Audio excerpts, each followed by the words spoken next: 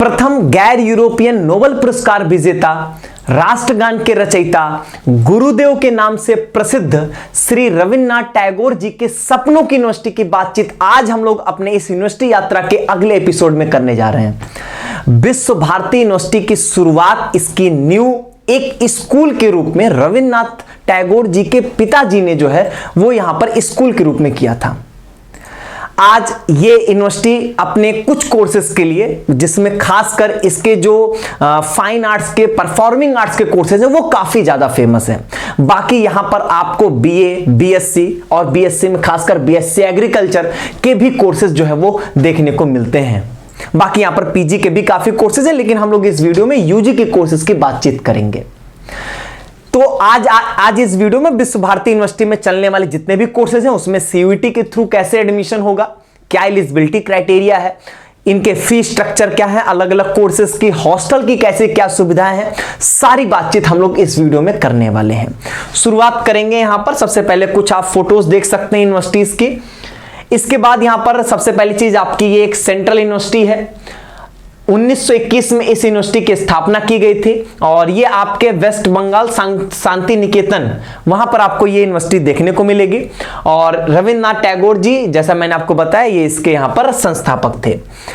अब यहां पर सबसे पहले मैं बातचीत कर लेता हूं यहां पर कौन कौन से कोर्सेज आपको मिलने वाले हैं और उसके लिए सीयूईटी की क्या रिक्वायरमेंट्स हैं, मतलब कौन से सब्जेक्ट से आपकी मेरिट यहां पर बनेगी।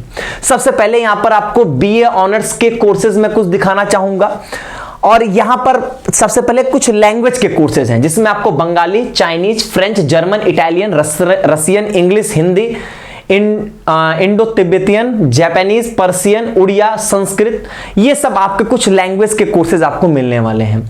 और जिनके लिए सब्जेक्ट आपके यहां पे लिखा है, जैसे बंगाली के लिए बंगाली का, चाइनीज के लिए इंग्लिश या जनरल टेस्ट, दोनों में से किसी एक का भी मार्क्स आप जोड़ सकते हो, जो कि आपका बेस्ट हो।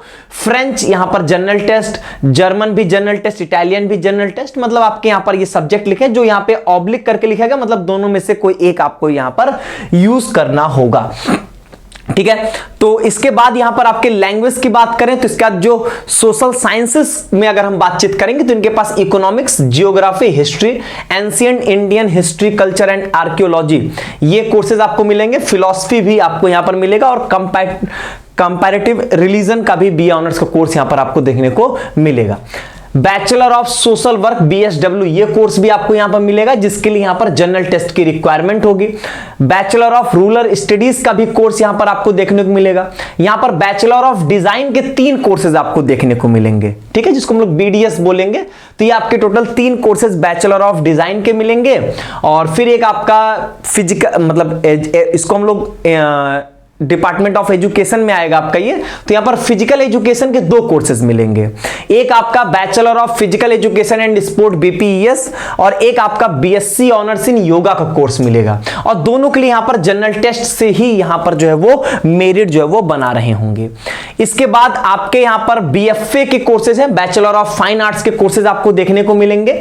और सब में एक बात समझिए कि या तो फाइन आर्ट्स आपने डोमेन में लिया हो या तो नहीं तो फिर जनरल टेस्ट। तो फाइन आर्ट्स नहीं तो फिर आपने अगर जनरल टेस्ट भी अटेम्प्ट किया है तो आप यहां पर इन कोर्सेज के लिए जो है वो आप अप्लाई कर सकते हैं, रजिस्ट्रेशन कर सकते हैं। BPA, bachelor of performing arts, उसके लिए भी यहां पर आपके सामने इतने सारे ऑप्शन, मतलब आपके पास इतने सारे कोर्सेज होंगे बैचलर ऑफ परफॉर्मिंग आर्ट्स के। और जिसके लिए सीयूटी की रिक्वायरमेंट्स वही है कि आप या तो परफॉर्मिंग आर्ट्स में से कोई पेपर अटेम्प्ट किए होंगे और नहीं तो अगर आपने जनरल टेस्ट दिया है तो आपका काम यहां पर जो है वो चल जाएगा। इसके बाद अगर मैं साइंस सेक्टर की बात करता हूं तो साइंस में आपको zoology, botany, chemistry, physics, mathematics, statistics, computer science और एमएससी 5 ईयर इंटीग्रेटेड एमएससी का कोर्स और एक बीएससी ऑनर्स एग्रीकल्चर का कोर्स, इतने कोर्सेज आपको यहां पर मिल रहे होंगे। और अगर हम बात करें बीएससी ऑनर्स एग्रीकल्चर तो यहां पर फिजिक्स और केमिस्ट्री तो कंपलसरी है, ये आप जरूर पेपर में अटेम्प्ट किए हो। इसके अलावा मैथ हो या बायोलॉजी या आपका यहां पर एग्रीकल्चर, तीनों में से कोई एक रहेगा तो आपका काम चल जाएगा। या मतलब 3 कॉम्बिनेशन बनते हैं, एक या तो पीसीएम के हो आप, या तो आप यहां पर पीसीबी के हो, और या तो आप जो है वो पीसीए के हो। ठीक है, इन 3 में से कोई एक कॉम्बिनेशन जो है वो आपने सीयूटी में जरूर अटेम्प्ट किया, और ये बहुत इंपॉर्टेंट है। अब बीएससी ऑनर्स मैथमेटिक्स सिर्फ मैथमेटिक्स डोमेन से काम हो जाएगा, बीएससी ऑनर्स स्टैटिस्टिक्स सिर्फ मैथमेटिक्स डोमेन से काम हो जाएगा, बीएससी ऑनर्स केमिस्ट्री सिर्फ केमिस्ट्री डोमेन से आपका काम हो जाएगा, और कोई दूसरे सब्जेक्ट से यहां पर आपकी मेरिट जो है वो नहीं बन रही होगी। इसके बाद बीपीए ऑनर्स के कुछ और भी कोर्सेज आपके सामने, यहां पर भी वही है, या तो परफॉर्मिंग आर्ट्स का कोई डोमेन आपने अटेम्प्ट किया हो, या तो आपने यहां पर जनरल टेस्ट का कोर्स अटेम्प्ट, मतलब जनरल टेस्ट का पेपर आपने अटेम्प्ट किया है।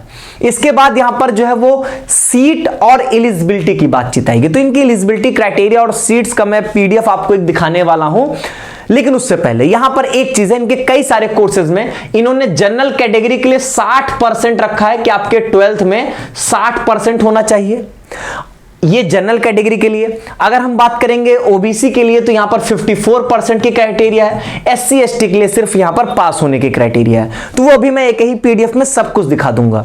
उससे पहले एक बात, यहां पर जो है वो एनईपी जो है वो इंप्लीमेंटेड है। एनईपी इंप्लीमेंट होने का मतलब ये होगा, यहां पर आपका जो कोर्स होगा वो ग्रेजुएशन का कोर्स 4 साल का होगा। अब एनईपी के तहत ऐसा है कि आप मतलब एग्जिट आप ले सकते हो कभी भी। जैसे यहां पर क्या होगा कि अगर आपने पहले साल में एग्जिट ले लिया, मतलब आपने 1 साल कोर्स किया उसके बाद आपने छोड़ दिया, तो आपको एक सर्टिफिकेट मिलेगा जिस भी डिसिप्लिन में आप होगे, जिस भी एरिया में, जिस कोर्स में होगे। अगर आपने 2 साल पे छोड़ा तो आपको एक डिप्लोमा मिल जाएगा। 3 साल पे अगर आपने छोड़ा तो आपको एक डिग्री मिल जाएगी, ग्रेजुएशन की डिग्री आपको यहां पर मिल जाएगी। अगर आपने 4 साल मतलब आपने पूरा 4 साल कंप्लीट किया तो आपको ये ऑनर्स की डिग्री देंगे, और अगर आपने कोई रिसर्च प्रोजेक्ट किया होगा तो आपको ये ऑनर्स विथ रिसर्च की जो है वो यहां पर डिग्री देंगे। ठीक है, तो ये टोटल इनका ऐसा प्रोग्राम होगा। एनईपी यहां पर इंप्लीमेंटेड है, 4 साल का आपका ग्रेजुएशन का प्रोग्राम है। अब आप 3 पे छोड़ते हो, 2 पे छोड़ते हो, 1 पे छोड़ते हो, ये आपके ऊपर यहां पर डिपेंड करेगा। अब एक बार मैं आपको यहां पर जो है वो सीट जो है वो यहां पर दिखाना चाहूंगा कि यहां पर सीट की जो है वो पूरी आप जो है एक बार देख सकते हैं।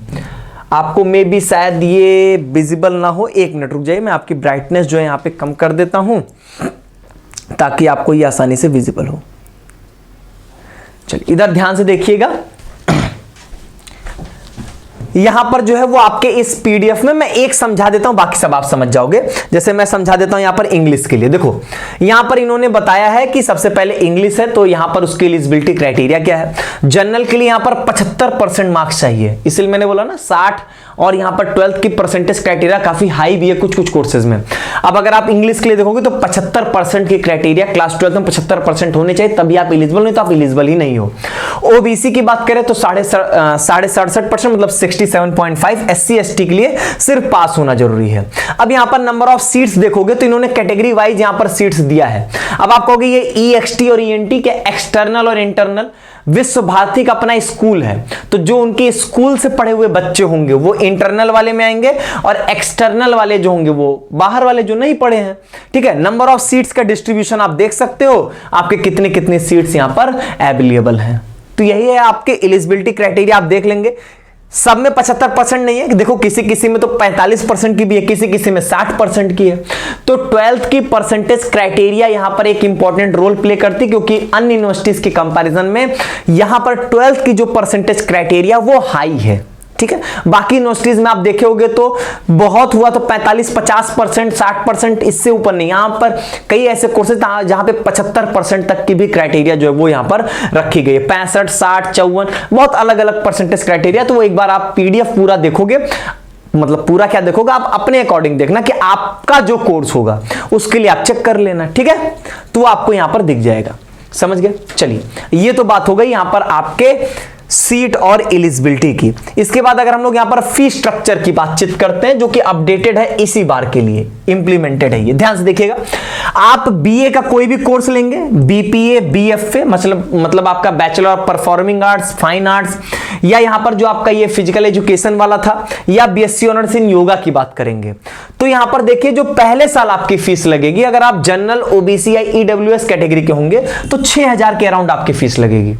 एससी एसटी या पीडब्ल्यूडी कोटा से होंगे तो आपके 5200 रुपए की फीस यहां पर लगेगी, ये पहले साल होगा। इसके बाद दूसरे तीसरे और चौथे हर साल आपकी ये वाली फीस रहेगी। ध्यान सुनिएगा, ये मत सोचिएगा कि दूसरा, तीसरा और चौथा साल मिला के ये फीस है, नहीं। दूसरे साल की इतनी फीस, फिर तीसरे साल की, फिर चौथे साल की भी आपकी इतनी फीस यहां पर रहेगी। बीएससी ऑनर्स का कोई कोर्स आपका होगा, जैसे physics, chemistry, math, zoology, botany, इन सबका, तो वहां पर आपकी फीस का स्ट्रक्चर कुछ ऐसा होगा। अपनी कैटेगरी के अनुसार आप जो है अपनी फीस देख सकते हैं। Bachelor of social work BSW और ये bachelor of rural studies BRS, ये जो दो कोर्सेज हैं इनकी फीस स्ट्रक्चर कुछ ऐसी रहेगी। और बैचलर ऑफ डिजाइन के 3 कोर्सेज हैं, उनकी फीस थोड़ी सी हाई रहेगी बाकी के कंपैरिजन में। ठीक है, तो ये आपका यहां पर फीस स्ट्रक्चर हो गया, ये आप देख सकते हो। अगर हम लोग यहां पर बात करते हैं हॉस्टल फैसिलिटी की, तो बिल्कुल है, अच्छी हॉस्टल फैसिलिटी है। 1066 ये आपके मेल स्टूडेंट्स के लिए, 1058 फीमेल स्टूडेंट्स के लिए यहां पर जो है वो हॉस्टल की सुविधा अवेलेबल है। 13 यहां पर गर्ल्स हॉस्टल है, 12 आपके बॉयज हॉस्टल्स हैं। अब वहां पर कितनी सीट्स अवेलेबल है वो यहां पर दिया गया है, वो आप देख सकते हो। अगर इनके हम लोग हॉस्टल की फी स्ट्रक्चर की बातचीत करें तो फी स्ट्रक्चर आप इनका देख सकते हो। इनके सारे हॉस्टल्स, अब चूंकि इसमें ऐसा है कि कोई 4 सीटेड है, कोई 2 सीटर है, तो उस हिसाब से यहां पर अलग अलग दिया गया है। आप ध्यान से सुनेंगे यहां पे। अब यहां पर देखिए पर मंथ जो है वो आपका ये चार्ज लगेगा, जैसे 500 रुपए पर मंथ और 3000 रुपए आपको एक सेमेस्टर के लिए यहां पर सबमिट करना होगा। तो अगर मैं मोटे तौर पे मानूं तो यहां पर जो है वो आप कह सकते हो कि अगर मान लीजिए 6 महीने की बात करो तो लगभग 6000 रुपए की फीस आपको यहां पर मोटे तौर पे हॉस्टल की यहां पर पड़ने वाली होगी। अब ये गर्ल्स बॉयज के लिए अलग अलग भी है और टाइप ऑफ रूम के ऊपर भी यहां पर चीजें जो है वो डिपेंड कर रही हैं। ठीक है, तो ये हॉस्टल की फीस वाला पीडीएफ जो होगा वो इसी पीडीएफ के साथ अटैच करके मैं आपको यहां पर कमेंट डिस्क्रिप्शन में जो है वो मैं प्रोवाइड कर दूंगा, तो आप वहां से देख सकते हो।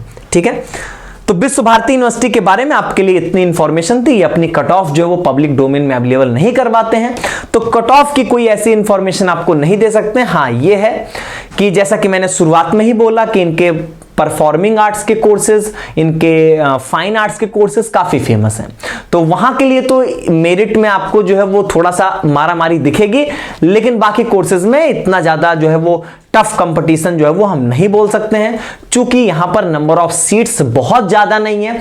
इसलिए जो है वो अदर यूनिवर्सिटीज के कंपैरिजन में, जैसे कि हमने बातचीत की थी हरि सिंह गौर या आपके यहां पर जो है वो Central University of South Bihar, इन सब यूनिवर्सिटीज के कंपैरिजन में थोड़ी सी यहां पर आप कह सकते हो कि जो है वो कट ऑफ थोड़ी सी ज्यादा रह जाती है। उसके पीछे रीजन ये क्योंकि यहां पे नंबर ऑफ सीट्स जो है वो काफी कम है। ठीक है, बस यही रीजन है। वहां पर नंबर ऑफ सीट ज्यादा होती है, इसलिए वहां पर एडमिशन जो होता है वो थोड़ा सा आसान हो जाता है। ठीक है, तो कट ऑफ की बात इतनी सी ही है, आप रजिस्ट्रेशन जरूर करवाएं, ये बहुत इंपॉर्टेंट है। ठीक है, चलिए, तो आज के वीडियो में बस इतना ही। आगे के एपिसोड में आप किस यूनिवर्सिटी के बारे में जानना चाहते हो कमेंट बॉक्स में जरूर बताइएगा। बहुत बहुत धन्यवाद।